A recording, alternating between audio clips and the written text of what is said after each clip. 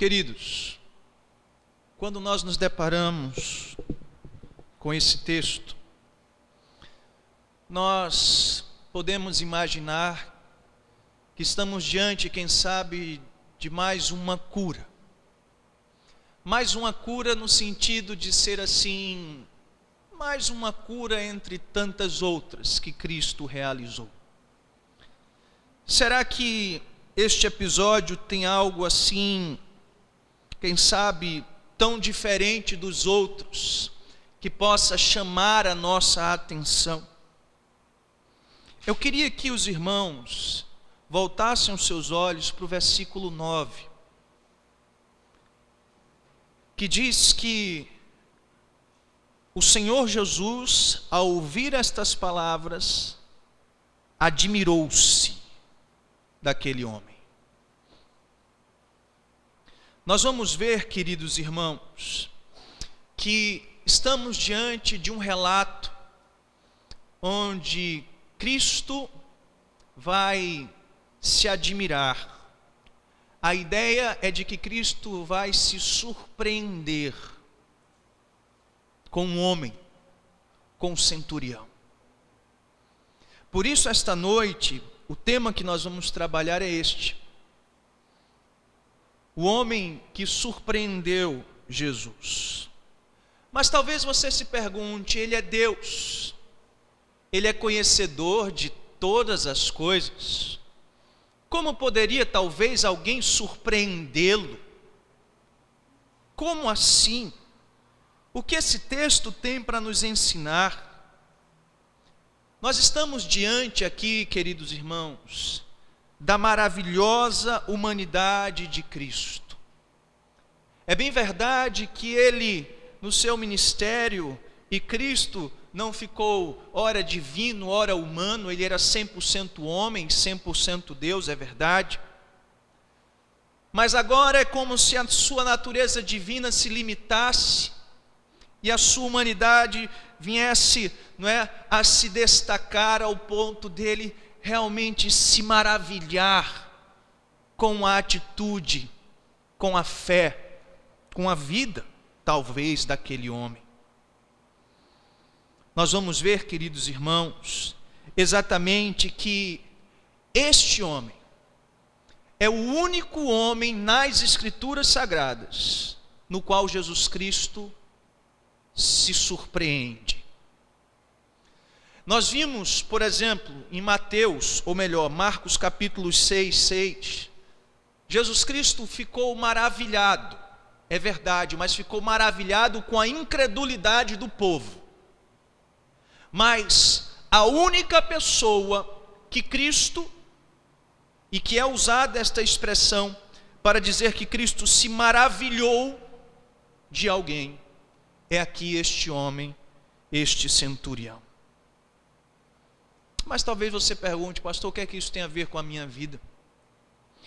Enquanto eu estava estudando, eu estava me perguntando, se eu vivesse naquele tempo, e quem sabe tivesse a oportunidade de me encontrar com Cristo, será que Cristo se surpreenderia com a minha vida? Ainda hoje, nós podemos ficar pensando, como é que Cristo tem nos visto? Como é que Cristo tem contemplado a nossa vida? Como é que Cristo tem, sondado os nossos corações? Será que Ele tem se admirado com o nosso amor, com a nossa humildade, com a nossa fé, com a nossa piedade, generosidade, compaixão? Será? Ou será que estamos entristecendo o coração do Senhor? Quando falamos em Cristo se maravilhando com alguém, é algo incrível. Mas quando nós pensamos em Cristo maravilhando as pessoas, é incrível também, mas é algo muito mais frequente. Lucas, por exemplo, ele relata inúmeros acontecimentos nos quais Cristo operou milagres, nos quais Cristo falou diferente de qualquer outro homem, quando Cristo manifestou o seu poder, a sua graça, e quando Cristo fez tais coisas, diz o texto bíblico inúmeras vezes que as pessoas se admiravam de Cristo, maravilhavam-se dele. Por isso, não é de se surpreender, queridos irmãos, que estamos diante de um texto não tão incomum. Ou melhor, diante de um texto não tão comum. Por quê? Porque existe algo, não é, muito inusitado que acontece aqui e que certamente vai nos surpreender também quando nós começarmos a refletir sobre quem era este homem e aqueles que estavam à sua volta. Aí, o texto bíblico, ele usa esta expressão, é a expressão grega que traz a ideia de, não é, e a expressão que é usada aqui é de se maravilhar, de se admirar, de se surpreender. Então, literalmente foi isso que aconteceu. Jesus Cristo admirou, Jesus Cristo se surpreendeu, Jesus Cristo se maravilhou com aquele homem. Mas então nós podemos perguntar, o que foi então que aconteceu ou quem aquele homem era para que Cristo se maravilhasse? E aí nós estaremos no versículo 1 e 2, o que vai servir para a gente, em especial o versículo 1, de uma preciosa introdução. Porque diz o texto bíblico, e aqui nós vamos entender que tanto o contexto, não é, cronológico que nós veremos, como o contexto geográfico, vão ser preciosos para compreender melhor esse relato. Diz assim o versículo 1: tendo Jesus concluído todas as suas palavras dirigidas ao povo, entrou em Cafarnaum. Por que isso é tão precioso? Porque o texto ele começa nos proporcionando um contexto onde a cronologia vai ser preciosa. Em outras palavras, isto aconteceu depois de algo. Depois do que, pastor? Se você ver os versículos anteriores, você vai ver que Jesus Cristo, a partir do capítulo 6, do versículo 17 em diante, ele passou a ministrar a respeito do quê? Do sermão que nós chamamos do Sermão do Monte, ou Sermão da Planície aqui. Ele ministrou sobre uma série de assuntos, nos quais ele deveria, não é, ou melhor, o discípulo que estava ali ouvindo deveria, não é, vivenciar aquilo para de fato mostrar que ele era um verdadeiro discípulo.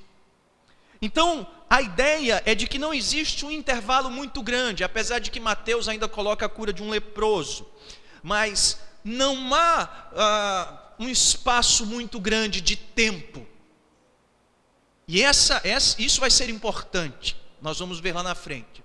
Não há então essa distância. Ele acabou os seus ensinamentos do sermão dele, ensinando muitas palavras para os seus verdadeiros discípulos, e de repente ele vai ter este acontecimento em sua vida.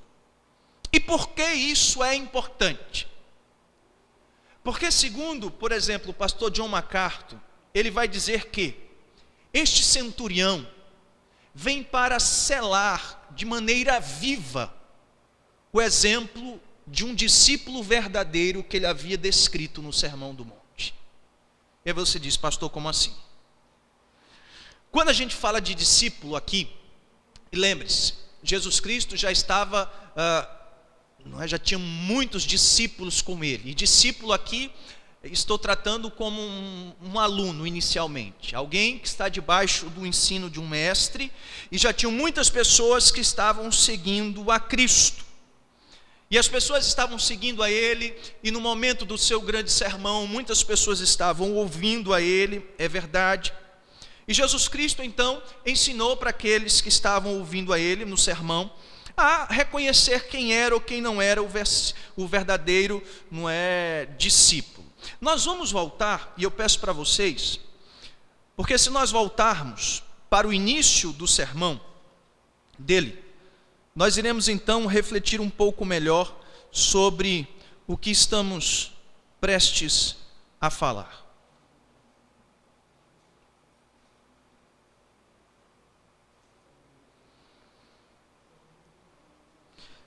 Olha que coisa interessante. Nós vamos ver que Jesus, ele descreve, dos versículos 20 ao 26, são as famosas bem-aventuranças, nós pregamos sobre isso. E ali ele está descrevendo, não era, o caráter de um verdadeiro discípulo.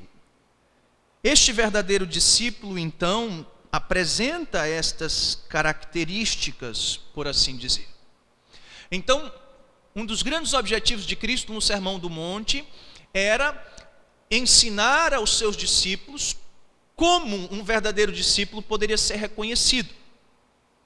A partir dos versículos 24 a 26, ele fala daqueles que não o seguem e por isso sofrerão as consequências. Mas no versículo 27, por exemplo, ele vai mostrar que uma das grandes características do verdadeiro discípulo de Cristo é o amor. Olha o que é que diz o versículo 27. Digo-vos, porém, a vós outros, que me ouvis, amai aos vossos inimigos e fazei ao bem, não é, aos que vos odeiam. Então, estamos aqui descrevendo um verdadeiro discípulo, ok? E esse verdadeiro discípulo, como uma das suas características relatadas por Cristo, é que ele ama os seus inimigos. E nós veremos que este homem, este centurião, amou os seus inimigos. Mas se nós formos um pouco mais adiante, nós vamos ver, por exemplo, no versículo 30. Dá todo o que pede, e se alguém levar o que é teu, não entres em demanda. Se você for um pouco mais para baixo, no versículo 30, não é? E 6, vai dizer assim: sede misericordiosos também, como misericordioso é o vosso Pai. Ele vai mostrar que esses discípulos, além de amar os inimigos, esses inimigos também são generosos. E nós vamos ver, por exemplo, que este centurião construiu a sinagoga para os judeus. Nós vamos ver, por exemplo, que aqueles que são os verdadeiros discípulos são misericordiosos. E esse centurião teve misericórdia de um homem que era tratado como uma ferramenta, um objeto qualquer, um escravo.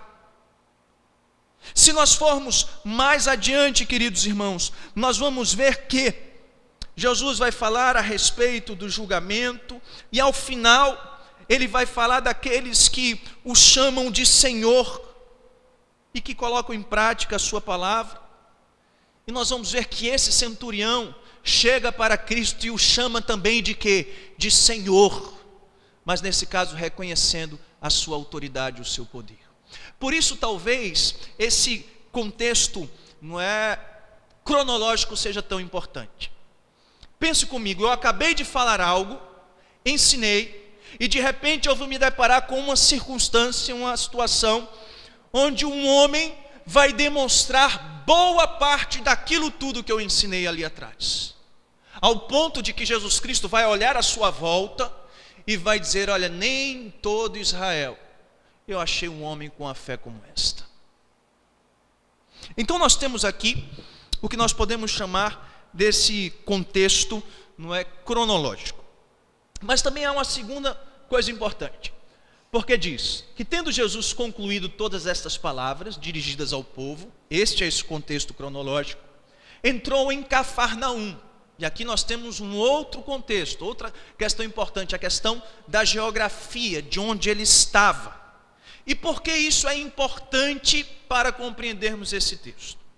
Lembre-se, segundo aqueles que já viajaram, não é, para aquela região, não é, das 5 vezes que eu tive a oportunidade, eu estava lendo um pastor que disse: das muitas vezes que eu estive lá, eu pude observar, né? Eu digo: ô Jesus, um dia a gente vai fazer aquela excursão, viu, igreja?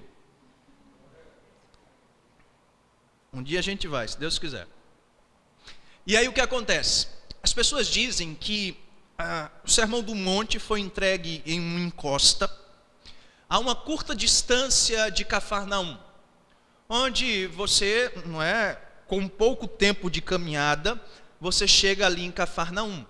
Essa cidade, que era uma das cidades principais, ali da Galileia, muito movimentada, rodeada por belas colinas, um centro agrícola, uma cidade, que se você se afastasse um pouco, havia um pequeno declive ali onde havia, o mar, onde Pedro tinha a sua frota lá de pesca e tantas outras coisas. Jesus fez de Cafarnaum o seu quartel-general. Por mais que ele viajasse para pregar lá fora, ele voltava para onde? Para Cafarnaum, e passava mais tempo em Cafarnaum do que nos outros lugares. Por que isso é importante? Porque nós vamos ver, por exemplo, em Mateus 11, Jesus Cristo dizendo: olha, Cafarnaum, falando para Cafarnaum, se lá em Sodoma tivessem sido feitos as quantidades dos milagres, das coisas que vocês viram, certamente eles teriam se arrependido. Então, por que esse contexto é importante? Para mostrar que em Cafarnaum muita coisa aconteceu. Foram muitos milagres. As pessoas ouviam constantemente falar de Cristo.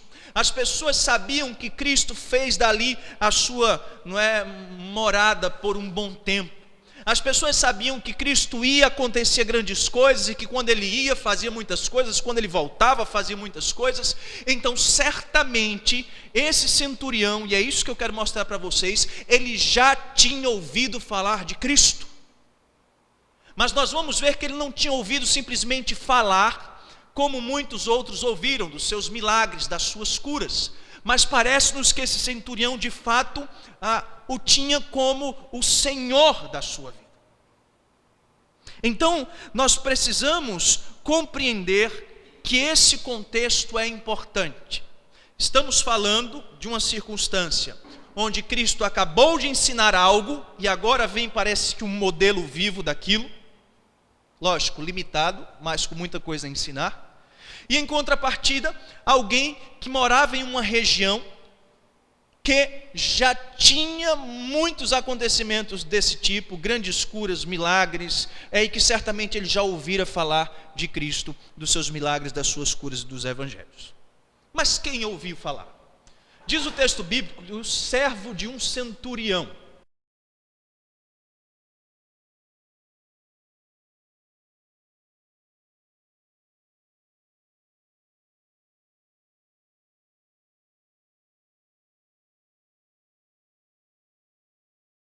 Deixa eu tomar água.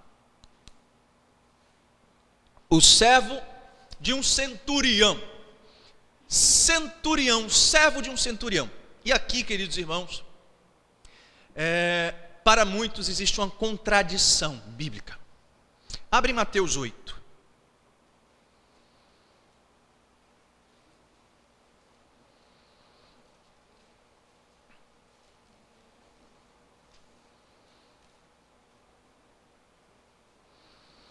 A partir do versículo 5, diz assim: tendo Jesus entrado em Cafarnaum, apresentou-lhe um centurião, implorando: Senhor, meu criado jaz em casa, na cama, paralítico, sofrendo horrivelmente.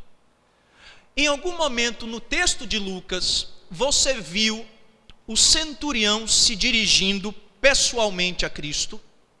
Não. E aí você fica assim, peraí, Mateus é o centurião dialogando com Cristo. Lucas, o centurião envia judeus e depois envia amigos. Então, o que está acontecendo aqui, pastor? Para falarmos desse homem, nós precisamos compreender isso. Nós precisamos entender que aqui não há nenhum tipo de contradição. Por quê?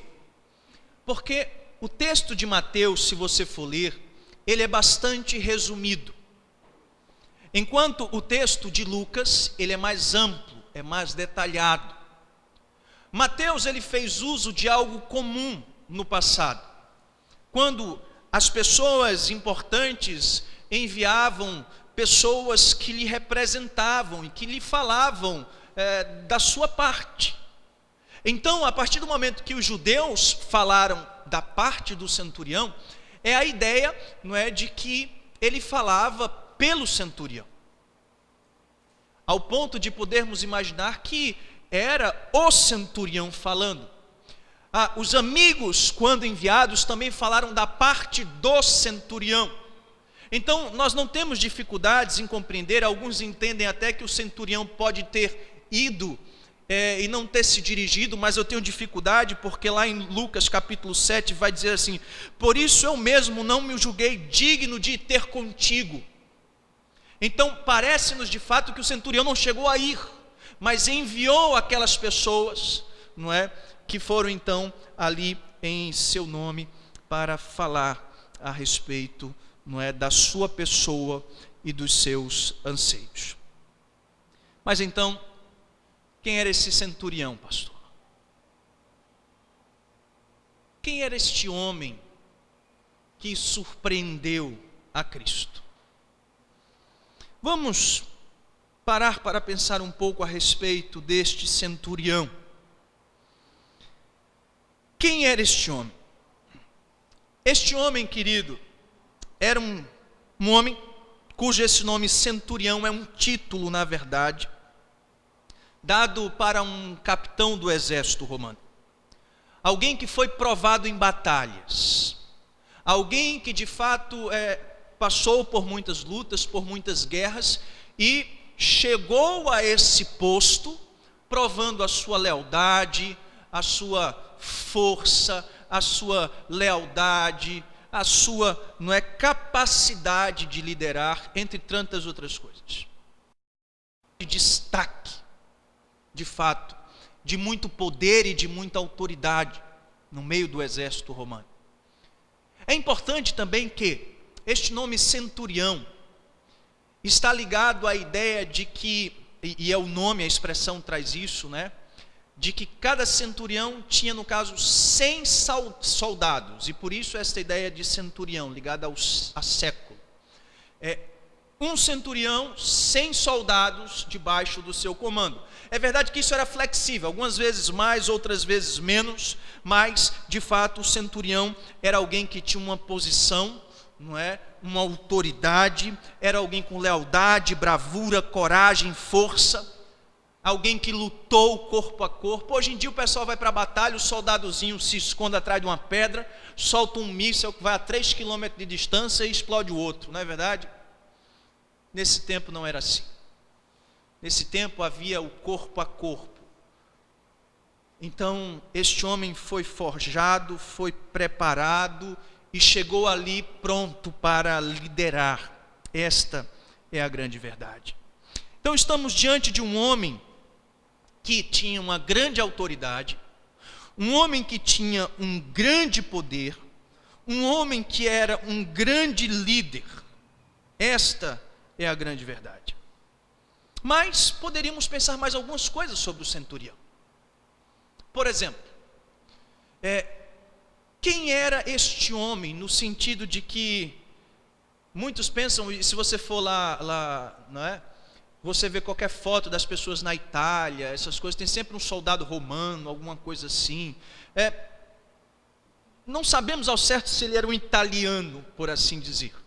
Até porque quando Roma começou a conquistar aquelas terras, pessoas gentílicas foram então chamadas para, não é, também liderar. Esta é a verdade. Então nós não sabemos quem ele era em termos de nacionalidade. Sabemos que ele é um não-judeu. E judeu gosta de não-judeu? Não. Judeu gosta de quem? Judeu gosta de judeu. Mas talvez você pense, pastor, será que ele podia ser um samaritano, alguma coisa assim? Não sei, não sabemos. Mas lembre-se, era um homem que estava nessa condição. Outra questão importante. Antes do ano 44, a cidade ali de Cafarnaum, a região da Galileia, não tinha sido completamente dominada pelo império, no sentido de que o Herodes Antipas havia sido designado para nomear os seus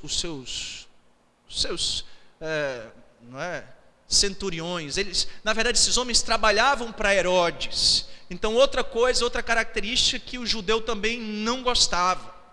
Era um não-judeu, era alguém, não é, que trabalhava de certa maneira para Herodes, e ainda por cima era um homem. Se você fosse pensar, o judeu detesta o quê? O judeu detesta, não é, estar subjugado, e era isso que esse homem fazia. Esse homem tinha autoridade para subjugar os judeus. O judeu detesta um não-judeu, e ele era um não-judeu, só Deus sabe o que é que ele era. Ele estava trabalhando, de certa maneira, para o Herodes, a quem eles tanto detestavam, isso é verdade. E talvez você diga assim: pastor, pior do que isso, só um publicano, coletor de impostos. E deixe-me dizer uma coisa: os centuriões estavam nas cidades, estavam espalhados para comandar os seus exércitos, para que os impostos fossem devidamente colhidos. Por mais que tivesse um publicano, e alguém não quisesse pagar o publicano, chamaria quem? Os soldados romanos, que estavam debaixo da autoridade de quem? Do centurião. Então pense em um homem que subjugava o povo, pensa num homem que não era um judeu, pensa num homem que estava de certa maneira sob os cuidados de Herodes Antipas, pensa num homem que estava de certa maneira usurpando esse povo. Ele, aos nossos olhos, seria um péssimo exemplo, não é? E quem sabe dos judeus, para um discípulo verdadeiro, quem sabe? Mas este era o centurião. Sempre nas escrituras que a palavra de Deus fala sobre centuriões, fala como alguém que cumpria lealmente e fidedignamente a sua tarefa. Era alguém muito zeloso, muito comprometido com aquilo que havia sido designado. Este era o centurião. Mas a Bíblia também fala de 3 centuriões crentes. Tem esse centurião crente, que a gente não sabe o nome dele, lá no céu a gente vai se encontrar.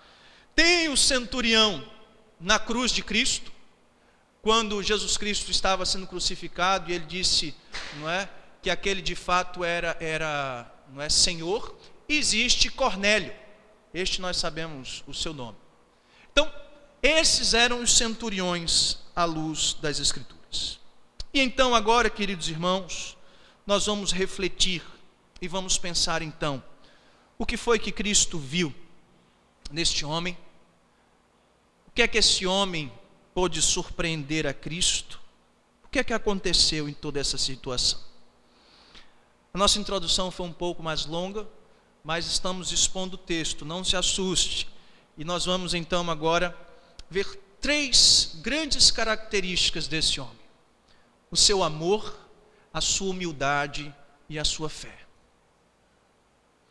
Vimos o contexto, vimos um pouco de quem ele era e de talvez como os judeus o viam. Mas agora vamos ver o que Cristo falou a respeito dele. Em primeiro lugar, nós vamos ver o grande amor deste homem. Vamos ler comigo os versos 2 a 5, que diz, vamos lá?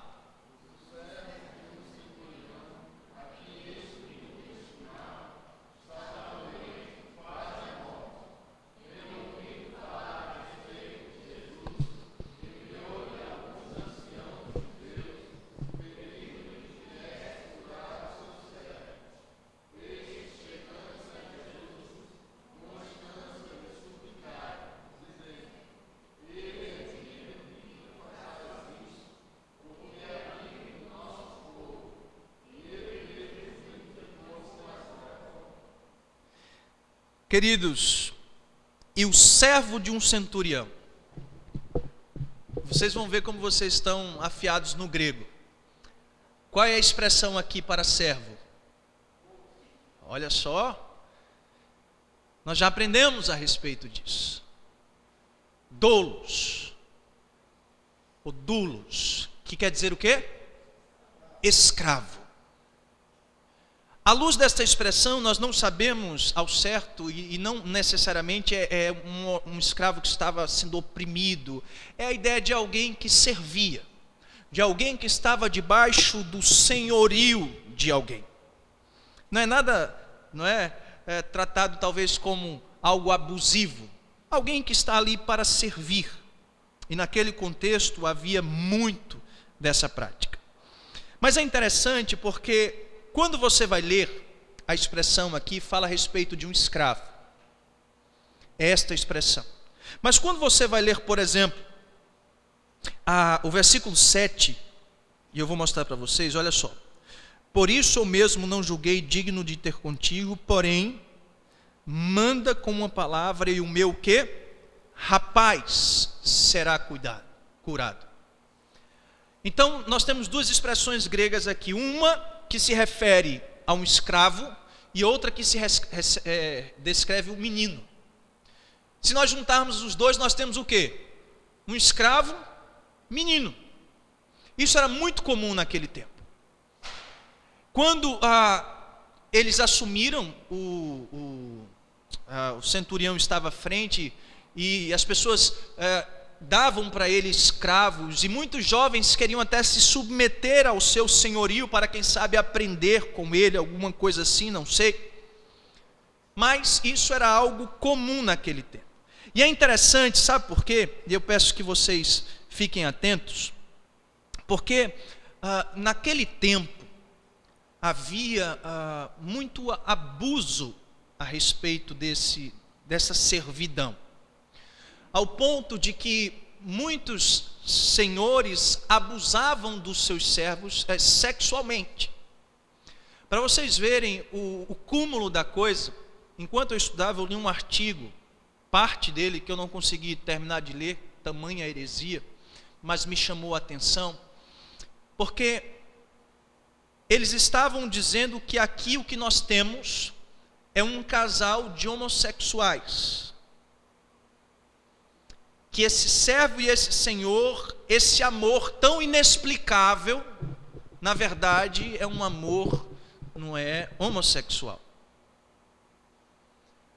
Queridos, as pessoas querem de fato, não é, pegar Davi e Jonatas e dizer também da homossexualidade desses homens naquela amizade. Não temos nada disso aqui. Nós temos um homem que estava demonstrando compaixão, por mais que naquele tempo houvesse abusos, por mais que naquele tempo as pessoas fizessem destas coisas, não é? Mas nós não temos nada aqui, muito pelo contrário. Você acha que Jesus iria se admirar de um homem que estava envolvido sexualmente com um jovem rapaz? Creio que não, querido. Então isso realmente é coisa, não é, para deixarmos para lá. Então esses homens eram como se fossem ferramentas, e muitos viam assim. Havia um escritor romano, Cato, que ele dizia o seguinte, que todos os anos os senhores examinassem suas ferramentas e expulsassem os velhos e os quebrados. E ele estava se referindo aos escravos. Se o seu escravinho está velho, se está doente, bota para fora, renova as suas ferramentas. Eram vistos como objetos. Mas o que nós vemos aqui, nesta abordagem, é que este servo desse centurião foi alvo, sabe, de uma compaixão, de um amor inexplicável. Enquanto muitos poderiam, não é, imaginar, como o próprio Aristóteles, o filósofo, vai dizer, olha, não pode haver amizade nem justiça entre coisas inanimadas, nem mesmo para um cavalo, um boi ou um escravo. E ele diz, mestre e escravo não tem nada em comum. Então na cultura dele, um servo e um centurião era simplesmente um senhor de grande autoridade, de grande poder, e um Zé Ninguém, um mero objeto que não carecia de nenhum tipo de compaixão. Mas o que é que nós vemos aqui? Nós vemos o texto bíblico dizendo que este servo do centurião, a quem muito se estimava, estava doente. A quem muito se estimava, íntimos, precioso. É a palavra que vai dizer, este servo era precioso para o seu senhor. Ele poderia ser um mero objeto, mas ele era precioso para o seu senhor. Nós vemos aqui um carinho e um amor extraordinário do Senhor sobre o seu servo. Ele, na verdade, usa uma mesma expressão que denota honra. Que, por exemplo, essa expressão foi usada para a honra que deveria ser dada a Epafrodito, lá em Filipenses. A mesma honra que deveria ser dada aos convidados do banquete, lá no capítulo 14 de Lucas.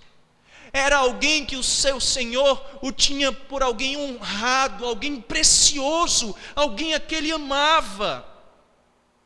E este centurião então está preocupado. Quando nós lemos Mateus vai completar um pouco esse texto dizendo que esse homem estava paralítico, sofrendo numa cama. Não sabemos a sua paralisia, se ele estava paraplégico, tetraplégico, não sabemos. É bem verdade que boa parte dessas paralisias deixam o corpo dormente e as pessoas não sentem dor, mas neste caso havia o quê? Dor, muito sofrimento, muita angústia. E diz o texto bíblico que o servo de um centurião, a quem este muito estimava, que ele era muito precioso, estava muito doente, estava paralítico em cima de uma cama, à luz de Marcos, quase à morte. É quando diz o versículo 3, tendo ouvido falar a respeito de Jesus. Lembre-se, ele morava onde? Ele estava na região de Cafarnaum, a região dos muitos milagres, é verdade. Mas, queridos, o que nós queremos mostrar aqui para vocês é que este homem conhecia Cristo de uma maneira diferente. Ele não ouvia falar de Cristo tão somente pelos seus milagres e as suas curas. É a ideia, e nós vamos defender isso, de que de alguma maneira alguém lhe apresentou o verdadeiro Cristo. E as suas atitudes vão evidenciar isso. Nós vamos ver que, por exemplo, se você ver, vamos ali para o capítulo 4, por favor, versículo 14. 4:14.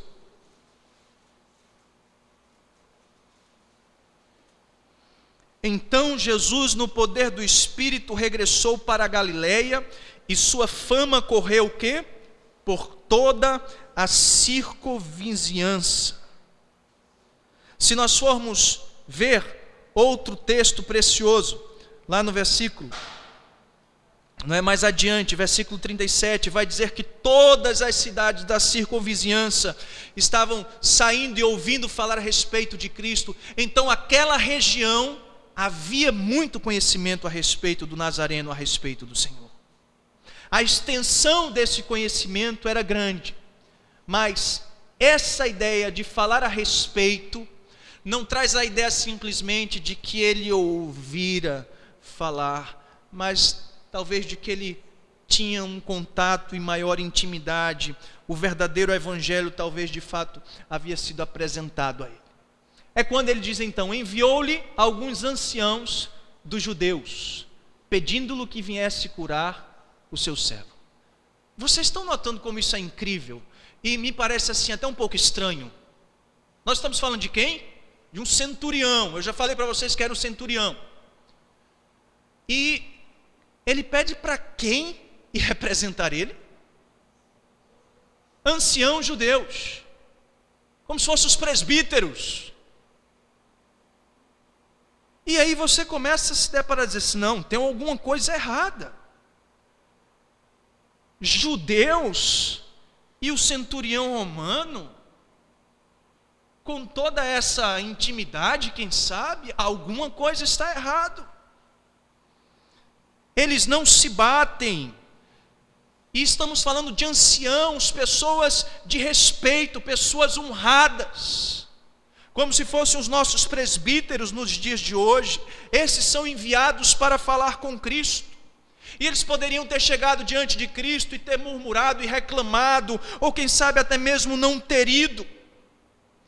Lembrem-se, eles foram conquistados, eles estão debaixo do exército e da ocupação de Roma, e esse homem lidera e subjuga o seu povo. Como anciãos judeus vão lá falar a respeito, não é, desse centurião? É quando, diz o texto bíblico, que aqueles anciãos, na verdade, pedindo-lhe que viesse curar o seu servo. E chegando estes até Jesus, com instância lhe suplicaram, dizendo. Eles não somente foram lá e disseram, olha, tem um homem ali, vai curar. Não, suplicaram. Anciãos judeus suplicando por um romano. Mas como assim, pastor? E como se isso não fosse o bastante, ele diz algo assim que nos espanta. Quando ele diz, ele é digno de que façais isto. Que a justificativa, Senhor, porque o Senhor deve ir lá curar, porque ele é digno. Lembre-se, a religiosidade de Israel era pautada em quê? Na dignidade, naquilo que você merecia, no mérito. Você merecia ou você não merecia? Aqueles líderes judeus estavam dizendo, ele merece. Era como se ele evidenciasse isso, como se suas obras de fato o impulsionavam a isso. Então, ele é digno. Ele é digno, ele é merecedor, vai lá curar o servo dele. Nós estamos lhe implorando, faça isso. Ele é digno. Mas aí vem algo maravilhoso. Porque diz, porque é amigo do nosso povo. Olha aí outra justificativa. Se você ler esse texto na nossa revista atualizada, você vai ler amigo do nosso povo. Mas a expressão lá é HPO, que vem do amor o quê? Ágape. Na verdade não é ele é amigo do nosso povo. Na verdade o texto bíblico diz, ele ama o nosso povo. E não é um amor filéu para amigos, não é um amor eros para paixão, é um amor filéu, o mais sublime, o mais maravilhoso amor. Esse homem romano ama o nosso povo. Como pode isso? Judeus odeiam gentios, gentios odeiam judeus. Os romanos chamavam os judeus de raça imunda, acusavam das suas superstições. Mas este centurião ama o povo de Deus. É de surpreender, irmãos. Você começa a ver que você não está diante de um centurião qualquer. Você não está diante de um centurião que simplesmente ouvira falar a respeito de Cristo. Nós estamos diante de um centurião que provavelmente, ao que tudo indica, teve conhecimento a respeito da lei de Deus, a respeito dos ensinos do Velho Testamento, que talvez se tornou um judaizante, alguém que passou a aprender do Senhor, mas que em um determinado momento ouviu falar de Cristo, e que Cristo tocou o seu coração. Ah, querido, ele ama esse povo. É isso que aqueles presbíteros dizem. É isso que aqueles anciãos dizem. Olha, ele ama o nosso povo. E diz o texto bíblico que ele mesmo edificou a sinagoga. Como assim? O centurião era rico. O centurião tinha dinheiro. E o centurião foi generoso. Vocês estão lembrados que na descrição do Sermão do Monte, um verdadeiro discípulo ama os inimigos? O que é que esse centurião está fazendo aqui? Amando inimigos. O Sermão do Monte fala a respeito da generosidade daqueles que são verdadeiros discípulos. O que é que esse homem está fazendo aqui? Com o seu dinheiro, construindo a sinagoga para os judeus. Tem gente que vai dizer assim, não, porque o Império Romano dava muita liberdade para o povo construir sinagogas, inclusive o Império Romano queria isso, porque cada religião tinha o seu sistema moral que diminuía a criminalidade, e que como os judeus tinham um senso moral muito grande, então a criminalidade diminuía, então era bom. Nós não estamos falando de simplesmente construir sinagogas, estamos falando de um homem que tirou do seu bolso e investiu, que foi generoso. Irmãos, eu gosto da perspectiva de alguns estudiosos de que esse homem fez isso por causa da sua devoção a Deus.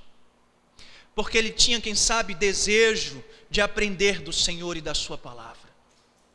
Ou não era na sinagoga que as escrituras eram ensinadas? Ou não era na sinagoga que a palavra de Deus era exposta? Sim. Nós não sabemos ao certo como era esse relacionamento. Nós não sabemos, mas ele construiu esta sinagoga, ele tinha devoção. Esta generosidade é uma marca de um cristão verdadeiro, é verdade. Este homem, ele fez tudo isso, queridos irmãos, e tudo isso evidencia o amor deste homem. Um amor que, de certa maneira, lá na frente vai transbordar numa fé esta que vai surpreender a Cristo. Pastor, até agora eu tive uma aula de história, de geografia, de teologia. Deixe-me dizer algo para você. Você se considera um verdadeiro discípulo de Cristo? Aí você diz, sim, pastor, considero. Então, eu pergunto para vocês, vocês têm vivido esse amor? Vocês que se consideram verdadeiros discípulos de Cristo, vocês têm amado quem? Seus amigos, aqueles que lhe fazem bem?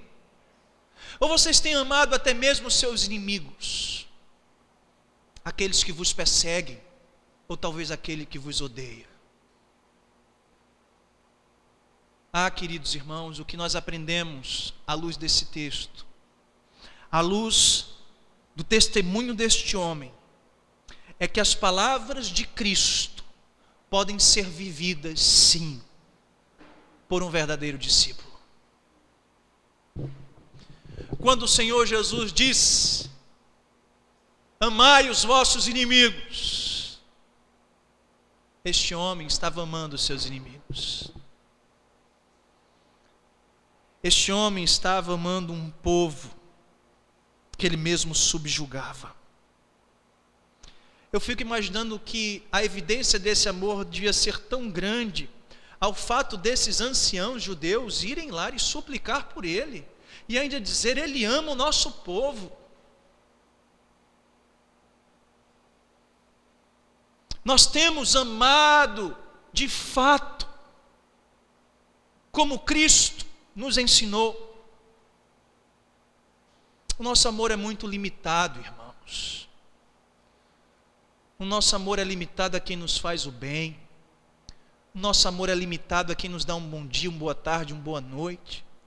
O nosso amor é muito limitado, é limitado àquele que traz um sorriso para a gente. O nosso amor muitas vezes é limitado àqueles que nós comemos juntos, talvez, mas não. Um verdadeiro discípulo de Cristo, ele demonstra uma verdadeira compaixão. Um verdadeiro discípulo de Cristo, ele é generoso. Um verdadeiro discípulo de Cristo, ele é misericordioso. Tudo isso são manifestações desse amor de um verdadeiro discípulo de Cristo, de alguém que ama o seu Senhor e que está disposto a resplandecer aquilo que um dia o Senhor fez por ele. Porque a palavra de Deus diz que o Senhor nos amou, sendo nós ainda pecadores. Mas nós olhamos para o nosso irmão e não queremos o amar. Por quê? Por causa dos seus erros. Olhe para este centurião. Mas muito mais do que esse centurião, olhe para Cristo. Veja o que Cristo fez por nós. Veja o que Cristo fez pela sua igreja. Se você não vive este amor de Cristo em sua vida, querido irmão, como evidenciar então que você tem Cristo em seu coração?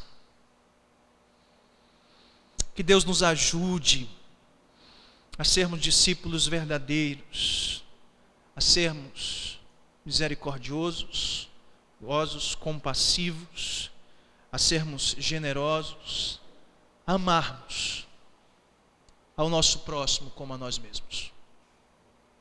Depois desse grande amor, nós vamos ver uma grande humildade. O versículo 6 vai dizer assim: então, leiam para mim, por favor. Então,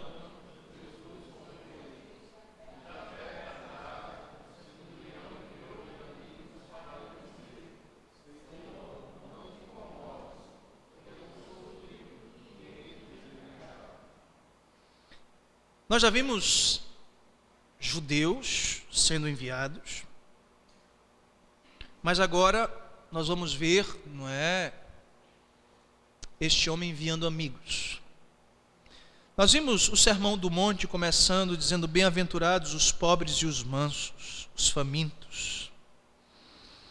Tudo isso é sobre humildade. Os judeus eram presunçosos, os judeus eram ricos, os judeus se achavam dignos e merecedores.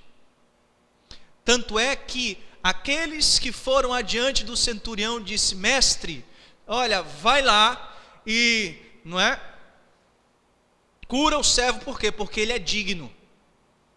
O que nós vemos aqui é que Jesus foi com eles, e o centurião então envia amigos para dizer: Senhor, não te incomodes.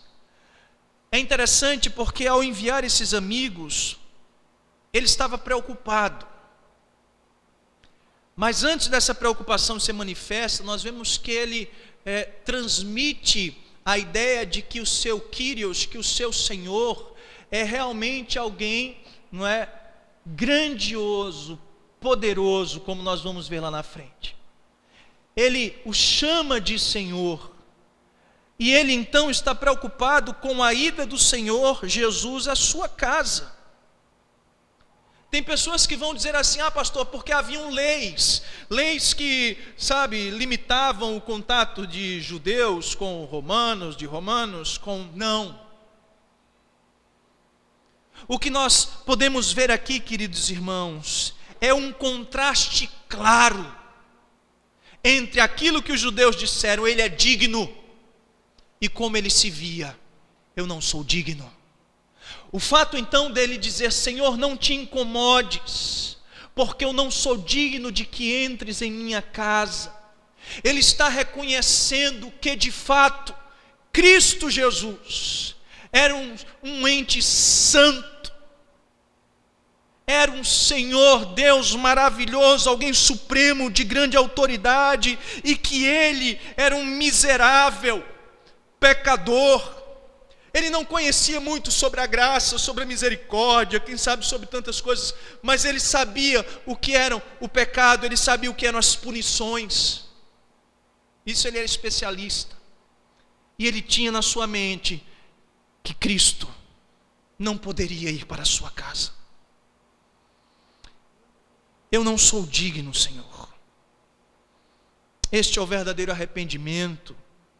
Esta é a verdadeira humildade. Isto é muito semelhante, não é, quando Pedro disse a Cristo: afasta-te de mim, Senhor, porque eu sou um pecador. Isso é muito semelhante, talvez, como Lucas vai relatar lá na frente, quando o publicano, não é, Mateus, ele vai dizer: olha, Deus, seja misericordioso comigo, um pecador. Isso se parece muito com esses outros relatos. É a ideia: olha, afaste-se de mim. E a expressão grega para não te incomodes é esta ideia: olha, sai daqui, se afasta daqui. É a ideia plena de que você não pode estar perto de mim. Na verdade, eu não posso estar perto de você. Não posso. É alguém que está extremamente irritado, extremamente agitado. É esta a ideia desta expressão: não te incomodes. Externa esta agitação deste homem, a preocupação deste homem. Este homem, ele está irritado, ele está agitado, ele está nervoso. Por quê? Porque o Senhor Santo, soberano, está vindo ao seu encontro. E eu não sou digno.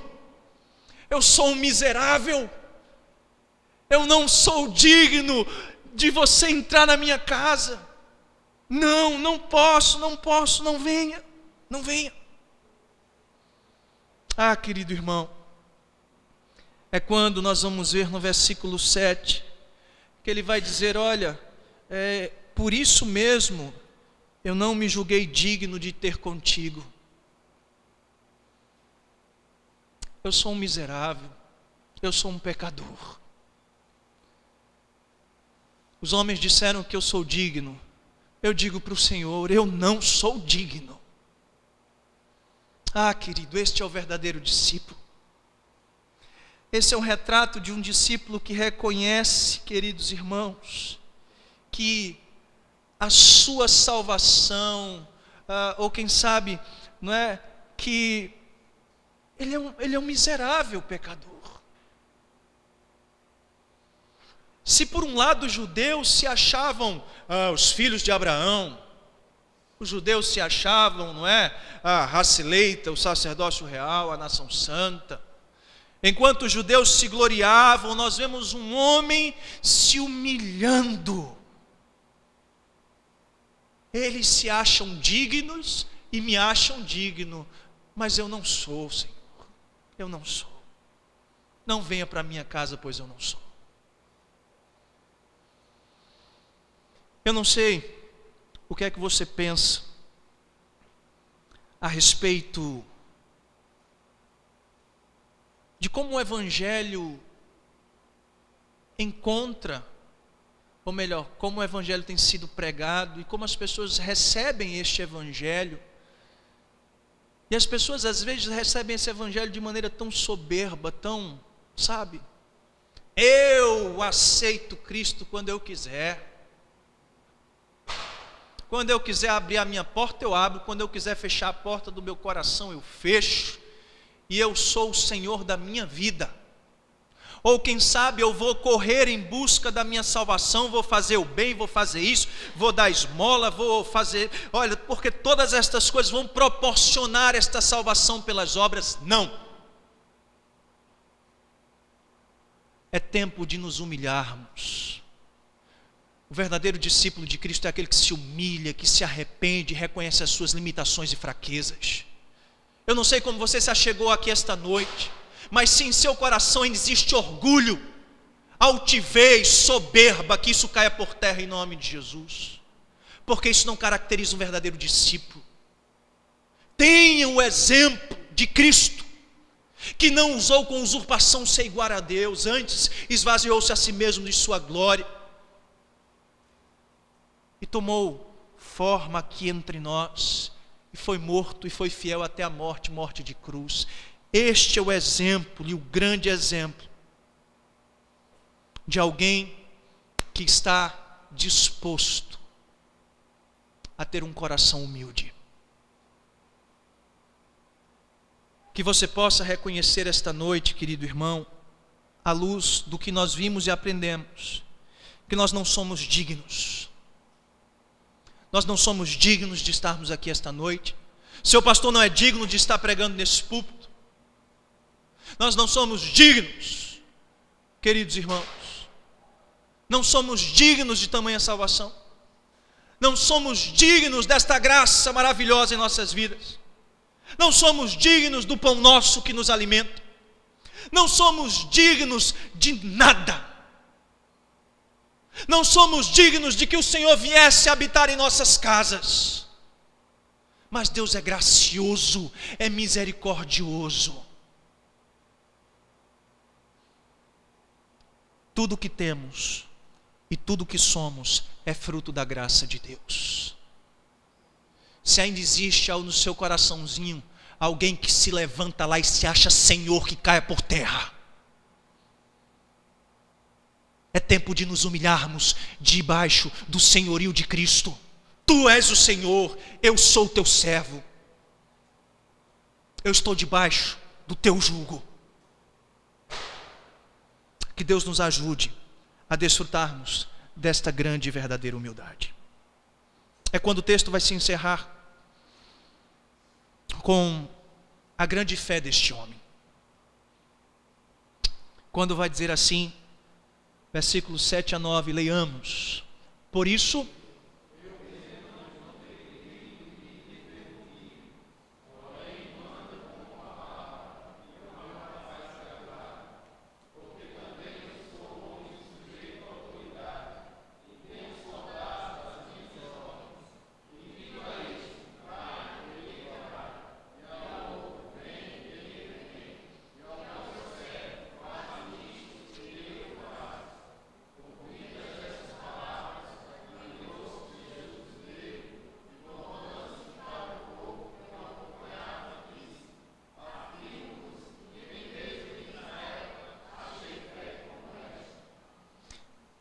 Este homem não se achava digno de estar com o Senhor. Enviou judeus, enviou amigos. Então ele diz: olha, manda com uma palavra, e esse meu rapaz, este meu jovem escravo, será curado. Não vemos aqui truques. Recentemente na televisão eu ouvi que o rapaz foi curar uma pessoa lá. Rapaz, era um truque tão medonho que catimbó perde. Olha, era uma mandinga, um patual, um negócio assim, vem, aí cobre, e bota um pano, e bota não sei o que, derrame, puxa, e tira. Jesus, mas que é isso? Não precisou tocar, como em outras vezes, precisou. Nós vamos ver que com a sua voz o Senhor tem poder para fazer isso. Manda.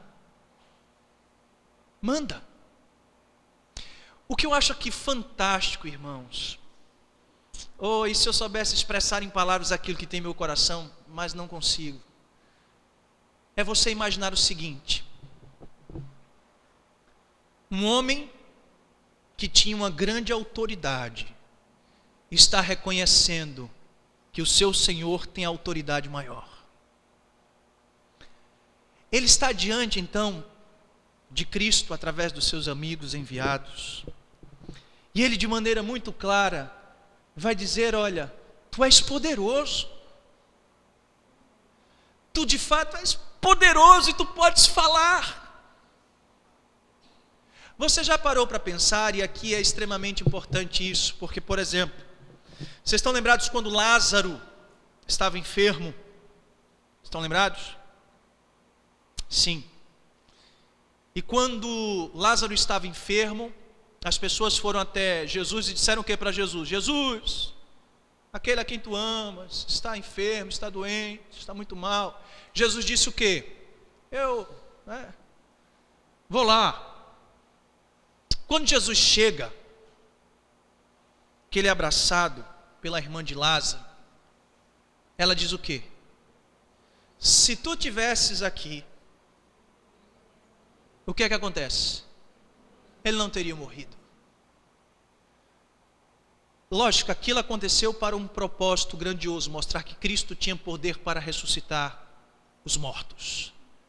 Mas você viu naquela irmã de Lázaro a fé deste homem? Não. Fala. Dá uma ordem, e o meu servo vai ser curado. Oh Senhor, se o Senhor tivesse aqui, ele teria sido. Mas o Senhor não estava. Manda. E olha assim, como ele usou o seu exemplo de autoridade para falar a respeito da autoridade de Cristo. Porque também sou homem sujeito à autoridade, ou seja, ele estava debaixo da autoridade de alguém, mas ele também tem soldados que seguem as suas ordens. E ele diz para esses soldados: olha como ele era alguém que tinha autoridade. Não estamos falando de um qualquer, um soldado raso, estamos falando de um centurião. E ele diz: olha, eu digo para esse soldado, vai, e o soldado diz o quê? Não vou não. Olha, não é? Estava feito hoje lá em casa, e aí, Esther, olha, não faça isso. Faço, mas rapaz, isso antes de vir para a igreja. Aí o camarada já respira, toma 3 comprimidos para pregar, não é? Não havia nesses soldados, não é? E a punição existia, viu? Existe para os dois, para a Esther e para o soldado. Sendo que o soldado, né, obedecia sem apanhar. Esther obedece apanhando. Calma, irmãos. Na disciplina do Senhor, do jeito que o Senhor manda, viu? Não é espancamento, não. E aí o que acontece? Ele dá o exemplo dele. Eu tenho soldados, eu mando o soldado ir, ele vai. Ele obedece. Eu tenho autoridade. Se eu digo para o outro, vem, ele faz o que? Ele vem. Se eu digo para o servo, faz isso, o servo vai e faz o que? E faz. Então, ao ouvir estas palavras, é que nós temos então aqui o caso único nas Escrituras. Jesus Cristo se surpreende. Jesus Cristo se admirou. Diz o texto bíblico, queridos irmãos, que Jesus admirou-se dele, admirou-se daquele homem. Por quê? Porque grande era a sua fé. Grande era a fé daquele homem. Irmãos, muitas vezes nós temos duvidado do poder de Deus. Muitas vezes nós temos nos esquecido quão poderoso é o nosso Deus. Muitas vezes nós temos limitado o poder do nosso Senhor. Temos nos esquecido de quem Ele é. Estamos simplesmente chorando, abraçando e dizendo: olha, se o Senhor estivesse aqui, quando nós poderíamos dizer: mestre, fala que ele vai ser curado, porque tu tens poder para isso. Cristo então se admirou com aquele homem, se admirou com a fé daquele homem, e diz o texto bíblico que ele voltou para o povo que lhe acompanhava. Lembre-se o contexto: ele acabara de pregar o seu sermão, havia muitos discípulos em volta dele. Ele olhou para aqueles que estavam à sua volta, que ali estava discípulo verdadeiro, discípulo, né, que ele acabara de dizer para aqueles homens: olha, vocês me chamam de Senhor, Senhor, e vocês não fazem o que eu vos mando. Edifiquem a casa de vocês, é a casa destruída, né? Eles ouviram isso. E agora ele olha em volta para aqueles homens e vai dizer para aqueles homens, não é? Olha, afirmo-vos que nem mesmo em Israel achei fé como esta. Irmãos, isso é triste, mas é a verdade. No meio daqueles judeus não havia esse amor. No meio daqueles judeus não havia humildade como esta. No meio dos judeus não havia esta fé. Certamente esta fé foi algo que Deus colocou naquele homem. Sim. Mas esta mesma fé nós também temos como dom de Deus. Mas nós temos nos esquecido do Deus a quem nós servimos e de que, pelo seu falar, as coisas podem ser drasticamente transformadas. Você se achegou aqui esta noite, talvez cheio de limitações e fraquezas. Eu cheguei aqui esta noite regado a muitos comprimidos, pelo menos 3 quando saí de casa, aqui tomei mais um. Estou que não consigo nem abrir o olho direito, porque a cabeça está estourando. Mas nós nos esquecemos do poder do nosso Deus. Que Deus tem poder para transformar a pior situação que seja.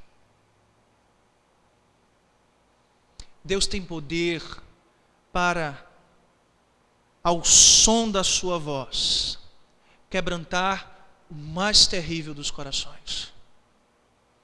Ao som da sua voz, Ele tem poder para curar as enfermidades, não só do teu corpo, mas principalmente da tua alma. O Senhor Jesus, Ele tem poder para, ao som da sua voz, destruir todos os seus inimigos. Pois quando Ele voltar dos altos céus, a palavra de Deus diz que vai haver uma grande batalha. E assistimos filmes da batalha do Armagedon e tal, e vai ser uma briga e anjo pelejando, não vai ter nada disso. Os inimigos de Cristo serão derrotados ao som da sua voz.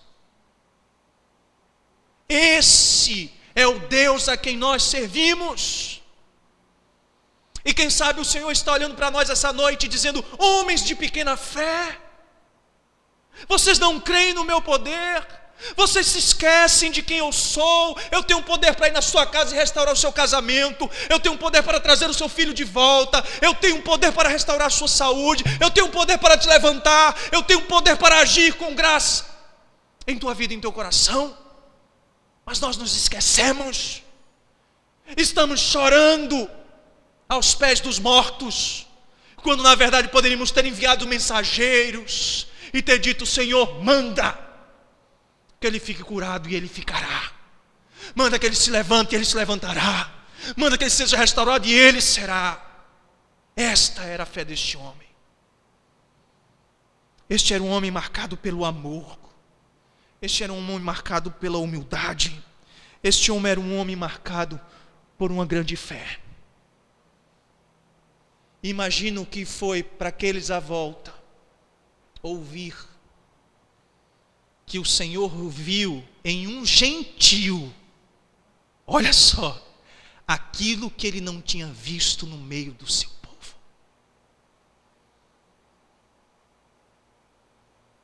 Ah, querido, eu queria concluir esta mensagem esta noite, cujo tema é... Volta aí, Luiz, por favor. E diz o texto bíblico que o Senhor, e voltando aqueles homens para casa, eles foram enviados e encontraram um servo curado. Aquele servo que outrora foi alvo, da súplica dos anciãos, das palavras do amigo do centurião, dos amigos do centurião, mas que na verdade eram palavras do centurião, enviadas pelo centurião. Na verdade, o Senhor ouviu e o Senhor Jesus curou aquele jovem escravo para a honra e para a glória do seu nome. Mas o texto de Mateus, ele não termina aqui. Ele não vai terminar simplesmente neste homem que surpreendeu Jesus. De certa maneira nós vamos ver Cristo surpreendendo os seus ouvintes, quando Jesus Cristo vai dizer assim, lá em Mateus 8, 10 a 13, que é a continuação desse texto. Diz assim, vamos lá? Ouvindo isso,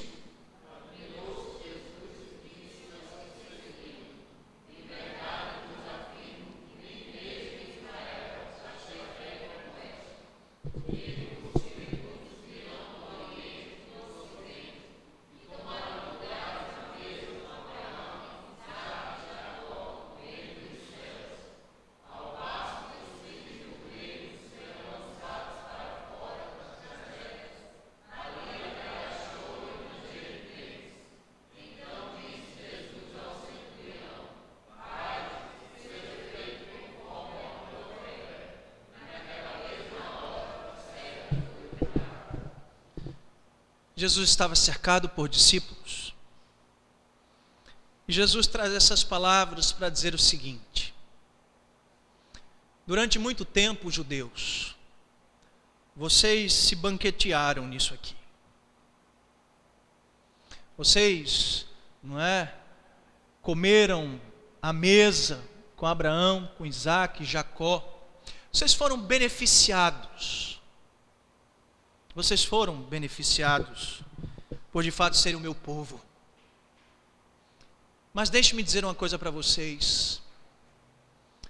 Vocês vão ser lançados fora e outros vão assentar no lugar de vocês.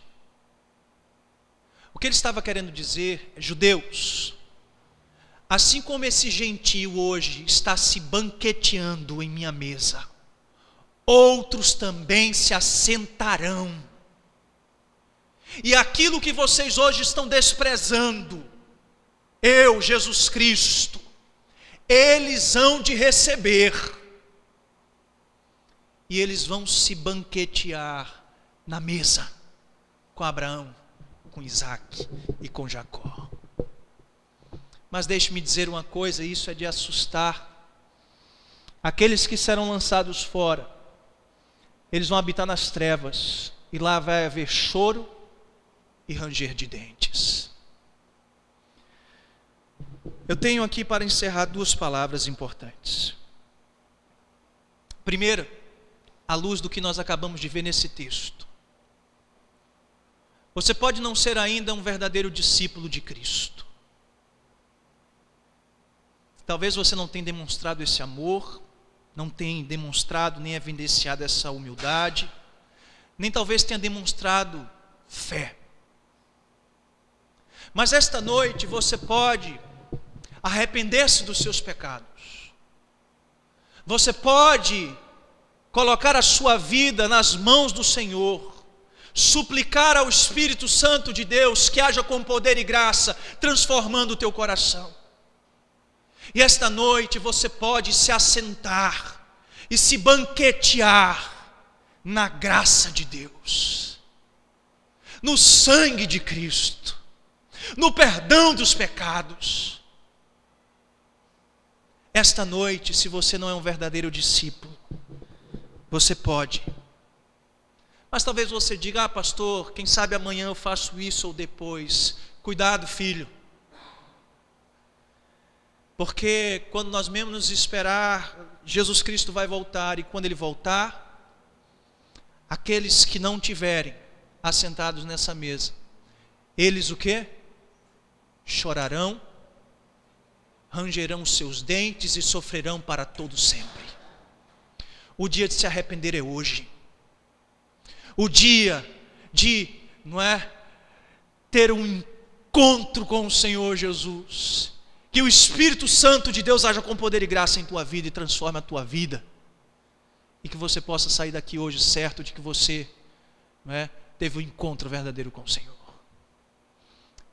Essa palavra é para você que talvez tenha caminhado e tenha se esquecido de que longe do Senhor haverá uma eternidade de sofrimento.